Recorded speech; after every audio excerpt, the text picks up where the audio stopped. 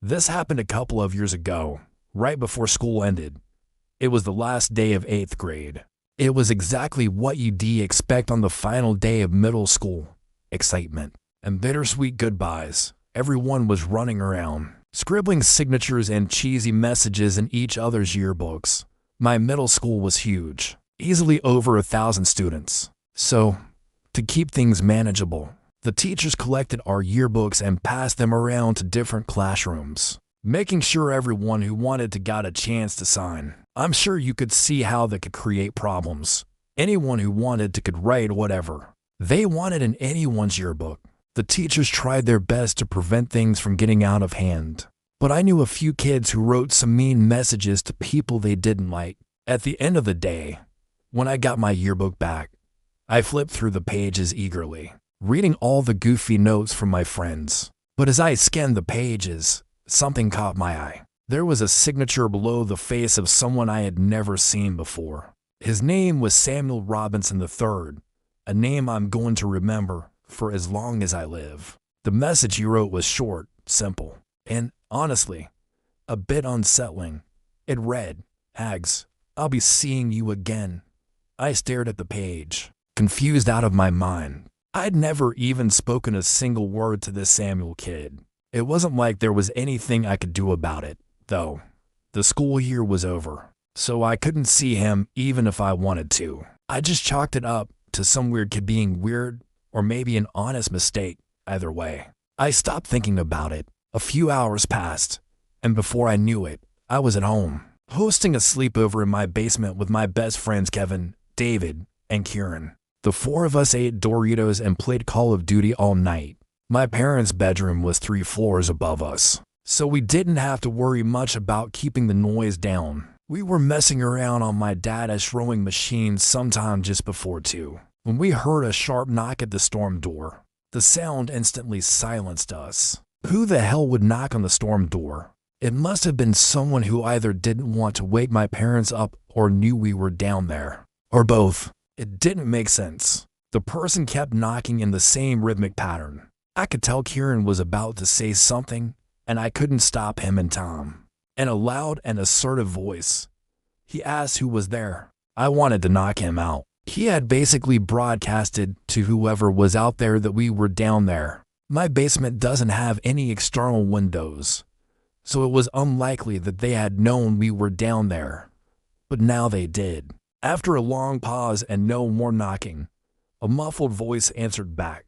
He said, "Come around to the back door," in a high-pitched voice that genuinely sounded cheerful, like he was a friend of ours, trying to join the sleepover.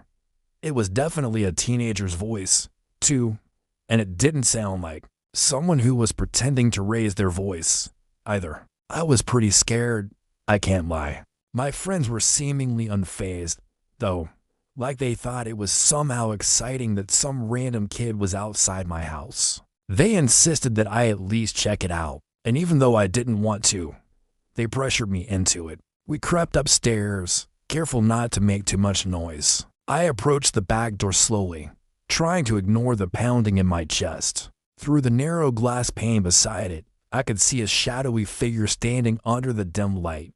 I got a little closer, and his face came into view. My jaw nearly hit the floor when I realized who it was. It was him. It was that kid, Samuel Robinson III, who had signed my yearbook. My friends went to go open the door. God knows why. But I stopped them, saying I knew who it was. I explained to them what had happened, and that changed their mood a bit. Keep in mind, Sam was still standing outside while we were talking, and he could definitely see in us. He must have noticed how freaked out I was because he started motioning to the side of the house, like he wanted me to go over to the window. You might be wondering why none of us were taking the situation more seriously. I honestly think it was because it wasn't like some older strange man was harassing us. It was a kid from our own school. Still, I wasn't opening the door for him. Instead, I went over to my kitchen window and cracked it open just a tiny bit. My friends followed me and stood a little off to the side. He walked over to the window, and I asked him what he wanted, telling him I recognized him from our yearbook. He said, "Oh, so you got my message. and introduced himself as Sam. Then he went on to say he always watched me from afar, that we could have been good friends. I agreed with him just so that I wouldn't piss him off. But there was 0% chance I would have been friends with this kid given any circumstances. I didn't want to press him right away, but I had to know. So, I asked him how he knew where I lived. He didn't respond, and I didn't know what to say. Before I could de-escalate the situation, David called him a creepy stalker and told him to piss off. Sam's smile disappeared. He tilted his head like he didn't understand what David had just said. Then, just as quickly, his expression twisted into something I can only describe as hatred. He went from passive and, honestly, kind of friendly to aggressive and angry. He started screaming things at me. How he hated my friends and thought we should all die. How my ex hated me. And random stuff he had no right knowing. He reached toward the window and tried to force it open, but I jammed it shut and locked it. He started snarling at the window and banging on it like an animal. He was 2 seconds away from shattering it. I'm telling you, we must have caused quite the commotion because my parents came rushing down the stairs, demanding to know why we had woken them up. That's when Sam ran away. I told my parents what happened as quickly as I could, and my dad raced outside in his underwear. He came back a few minutes later, saying he had no idea where the kid went. I'm not sure why, but my parents didn't call the police. They just told us to go back to sleep and they'd deal with the school the following morning, just to give the kid the benefit of the doubt. The next morning, they contacted the school. That's when we learned the disturbing truth. Sam had been expelled a few weeks before the year finished, and he shouldn't have ever been at the school on the last day. Apparently, the yearbooks were printed before his expulsion, which explained why his picture was still included. That meant he had snuck into the school somehow just to write me the message, which freaked me out beyond belief. Despite working with the school to find out more, nobody could track Sam down. It was like he and his parents didn't exist. The whole thing was a pretty big deal, but the school did what they could to keep things under wraps. To this day, I still have no idea how he knew where I lived. That's what freaks me out the most. The running theory is that he was a mentally challenged and troubled young boy who took a strange liking to me for whatever reason, and then he stalked me for who knows how long. My parents were worried for weeks. It's something we don't talk about anymore because it's just uncomfortable. But living in that same house has never felt the same ever. My friend Garrett is a little unhinged. And when I say a little, I mean a lot. He's one of those guys that goes around boasting about how crazy and aggressive he is. Like it's cool or something. He's constantly getting into fights, doesn't know how to keep his mouth shut, and spends more time in the gym than anywhere else, including his own house. There are actually 5 stories about him I could choose to tell, but the scariest one by far is the one you're about to hear. It also directly involves me, and I feel much more comfortable telling my own story rather than someone else's. This happened a couple of weeks ago, which was also, coincidentally, the last day of senior year. May 2019. The graduation ceremony wasn't scheduled for a few days, so even though we were done, we still had to stick around. It's tradition for all the graduating seniors to get plastered on the last day of classes. So, that's exactly what we did. There is this huge clock tower in the center of campus where all the seniors convene to get drunk, which is exactly where we were at 10 p.m. It was packed. There were over 1,000 people crammed into the one courtyard. It was bittersweet for me, at least. But I think everyone was relieved at having finished finals, which are pretty tough at my school. There are a handful of other senior traditions I could tell you about, but I'm going to try to keep things succinct. There were 6 of us. It was me, C, T, R, N, and obviously, Garrett. I don't think the rest of my friends would be comfortable with their names out there, so I'm just calling them by their initials. I should also really quickly mention that we lived off campus, meaning we had to walk through the city to get home. There were a decent amount of homeless people in that city, so it's not rare to encounter some of them late at night. Anyway, we were heading back home from the clock tower when Garrett did some Garrett stuff. Well, it wasn't really his fault, but that's neither here nor there. As we were crossing the street, some random homeless guy ran up to our group and started tweaking. Usually, the homeless people around here keep to themselves since they were all tripping on drugs and didn't notice their own surroundings. But this guy clearly wanted to engage. He was just standing in the middle of the crosswalk, yelling things at us, like he was a bridge troll protecting the other side of the street.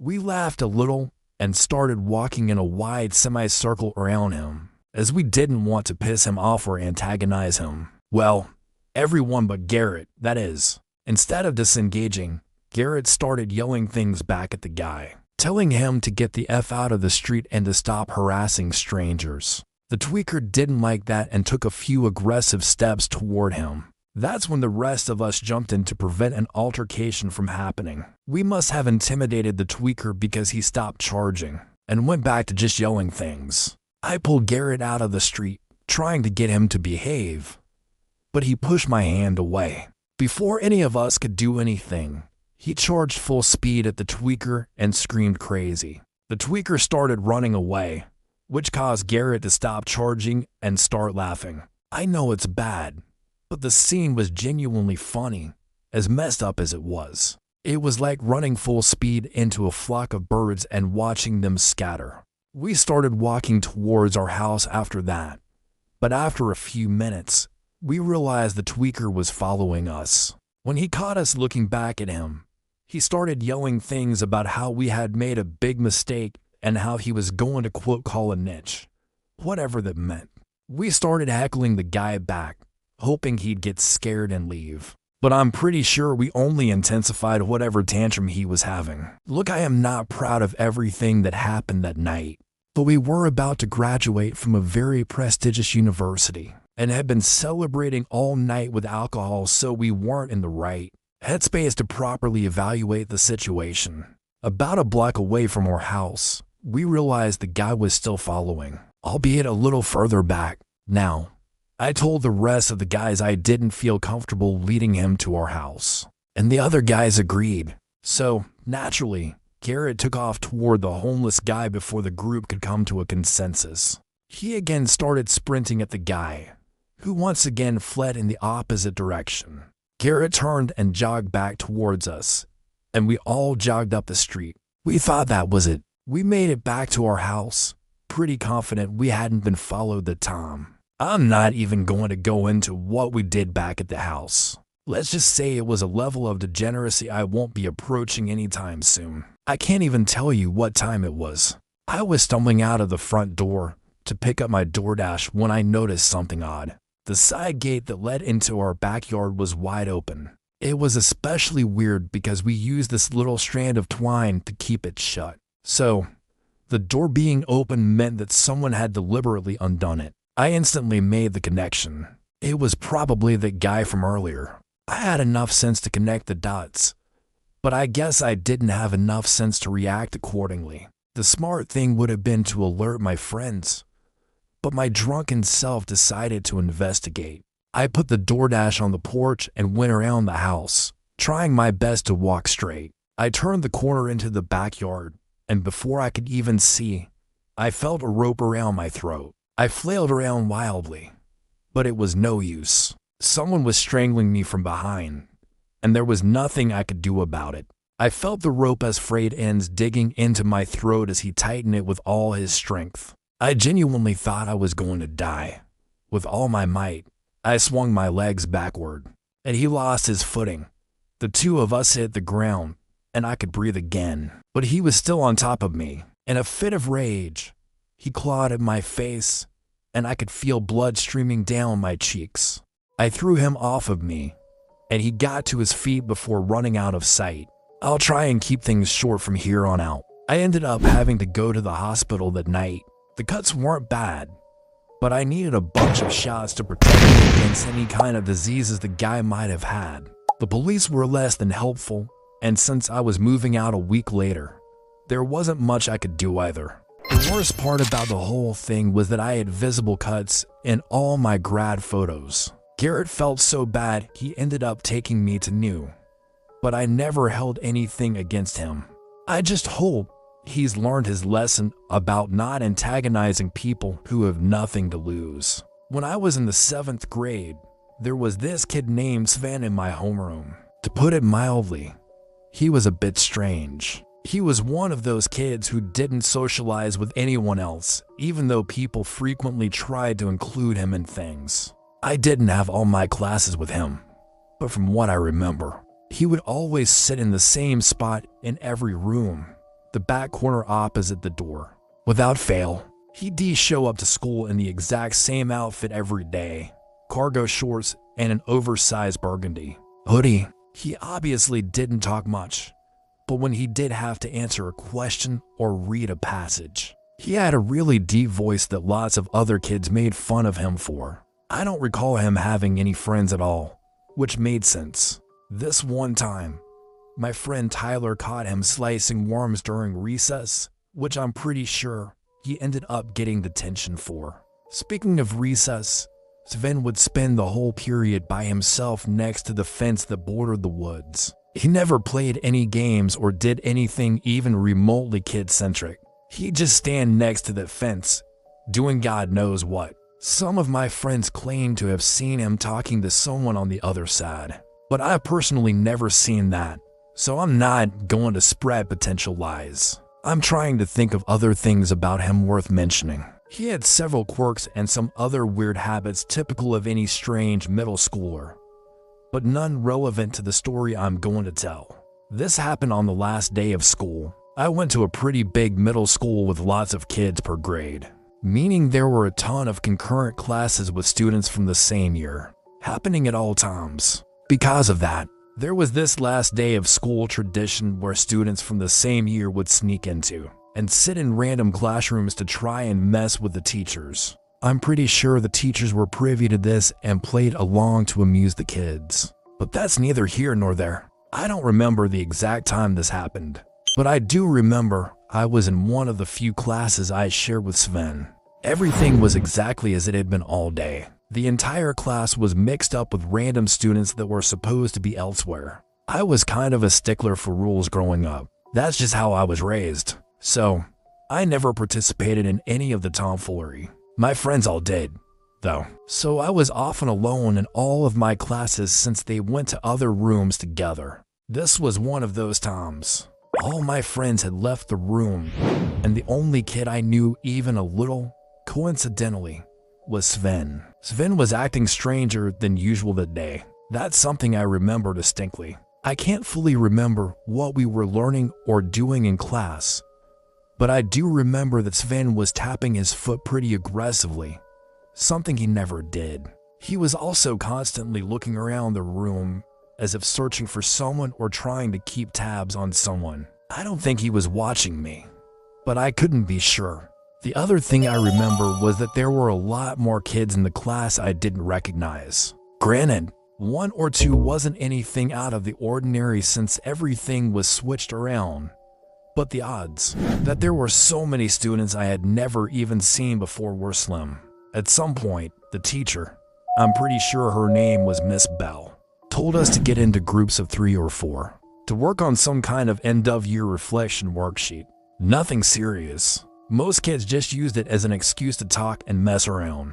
At one point, Miss Bell walked over to her desk, picked up the classroom phone, and turned her back to us. A few minutes later, another teacher showed up, I think from the room next door. They stepped just outside the classroom door and started whispering. It wasn't a long conversation, maybe half a minute, but something about it felt off, like they were trying not to cause a scene. I could tell something was up. Miss Bell looked uneasy. That's honestly the best way I can describe her demeanor. After they finished talking, Miss Bell and the other teacher came back into the room. They didn't say anything to the class. They just walked over to a few specific kids and knelt down beside their desks. I couldn't hear what they were saying, but whatever it was quiet, clearly like they didn't want the rest of us to notice. A minute later, those same kids got up and followed the teachers into the hallway. No one really reacted. I felt like I was the only one who even noticed what was going on. Miss Bell came back a few minutes later, alone this time. She didn't say anything about the kids who left, just sat back down at her desk and started shuffling papers like nothing had happened. But right after she did, the fire alarm went off. Miss Bell didn't really react, like she knew it was going to happen. She told us to line up and head outside, and we joined the rest of the school out by the field behind the building. As usual, everyone was grouped by homeroom, so I ended up standing with a bunch of familiar faces again. But while we were all standing there, I looked back at the school for no reason, just out of habit, I guess, and I could have sworn I saw something move in one of the second-story windows. It was quick, and maybe it was just a reflection or a shadow or something, but it felt wrong. The school was supposed to be completely empty. I kept it to myself, but I was really scared when it came to re-entering the building. We never went back inside, though. Before the alarm even stopped ringing, we started hearing sirens. A few minutes later, police cars started pulling into the lot. Not just one or two, but a whole line of them. They didn't waste time, either. Officers jumped out and rushed straight into the building. No one explained anything. Teachers just told us to stay calm and wait. After a while, someone came around and said school was being let out early. No buses. We had to call our parents. We were never told what actually happened. My parents ended up telling me what happened, or at least what the school had told them. They told me that a bunch of kids who didn't even go to our school had somehow gotten in. A rumor went around that they were planning to set the place on fire. Apparently, Miss Bell had discovered some very alarming tools in one of the kids' backpacks, and the school tried flushing everyone out with a fire drill. The details are still a bit fuzzy, so I'm hoping I'm explaining everything properly. The part that really stuck with me was what my mom said at the end, that the kids had been let in by Sven through the side fence during recess. The whole thing was so bizarre. It's still difficult to process, even now. I never saw Sven again.